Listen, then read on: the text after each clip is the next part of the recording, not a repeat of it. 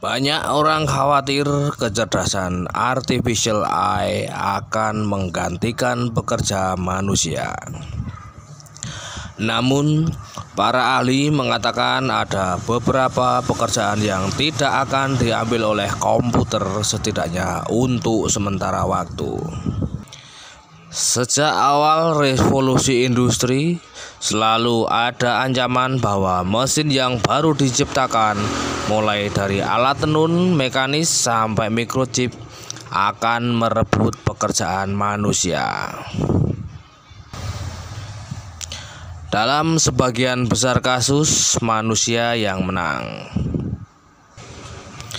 Tapi sekarang, menurut beberapa pakar, seiring AI mulai digunakan di mana-mana, ancaman itu menjadi nyata. Robot benar-benar akan mengambil alih beberapa pekerjaan manusia.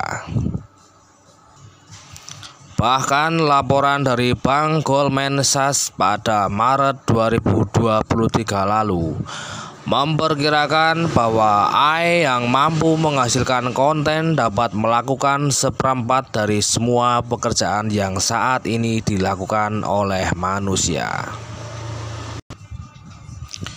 Bahkan di Uni Eropa dan Amerika Serikat, 300 juta lapangan kerja berpotensi hilang karena otomatisasi.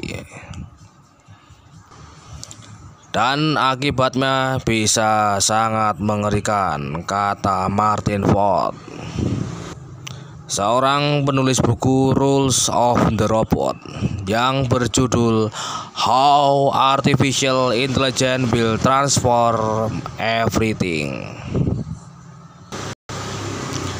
Ini bukan hanya terjadi pada individu, tetapi bisa sangat sistematik, ujarnya. Itu bisa terjadi pada banyak orang, mungkin secara tiba-tiba, mungkin juga secara bersamaan. Dan dampaknya dirasakan tidak hanya oleh individu-individu tersebut, tetapi seluruh ekonomi. Hal mungkin di antara yang pertama kali tutup, karena algoritma dasar dapat mengarahkan bot untuk menganalisis jutaan gambar, dan juga memungkinkan AI untuk menguasai estetika secara instan. Namun ada pekerjaan yang benar-benar memerlukan jenis kreativitas lainnya akan relatif aman, seperti sains, kedokteran, dan hukum. Karena pekerjaan mereka membuat strategi hukum atau strategi bisnis baru. Dan saya pikir akan terus ada tempat di sana untuk manusia, imbuh Ford. Kategori kedua yang aman adalah pekerjaan yang membutuhkan hubungan interpersonal yang kompleks. Contohnya perawat, konsultan bisnis, dan jurnalis investigasi. Karena pekerjaan itu membutuhkan pemahaman yang sangat mendalam tentang orang.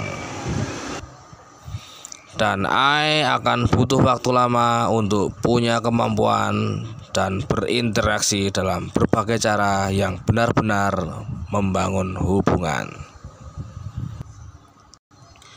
Kategori ketiga yang aman adalah pekerjaan yang memerlukan mobilitas dan ketangkasan serta kemampuan memecahkan masalah di lingkungan yang tidak dapat diprediksi. Pekerjaan tersebut adalah pertukangan seperti tukang listrik, tukang ledeng, tukang las, dan sejenisnya termasuk dalam kategori aman. Ini adalah jenis pekerjaan di mana Anda berurusan dengan situasi yang baru setiap waktu. Dan mereka mungkin pekerjaan yang paling susah untuk diotomatisasi.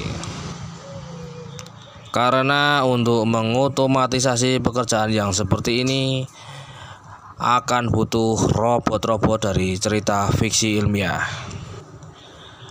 Bahkan Anda butuh C3PO dari Star Wars.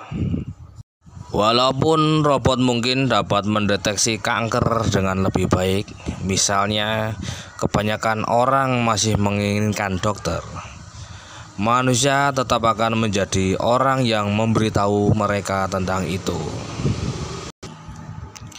Ini berlaku untuk hampir semua pekerjaan, imbuh Ford. Dan juga mengembangkan keterampilan manusia yang khas itu dapat membantu orang-orang untuk belajar bersama AI. Saya pikir cerdas bila kita benar-benar berpikir, tugas seperti apa dalam pekerjaan saya yang akan diganti atau akan lebih baik dilakukan oleh komputer atau AI,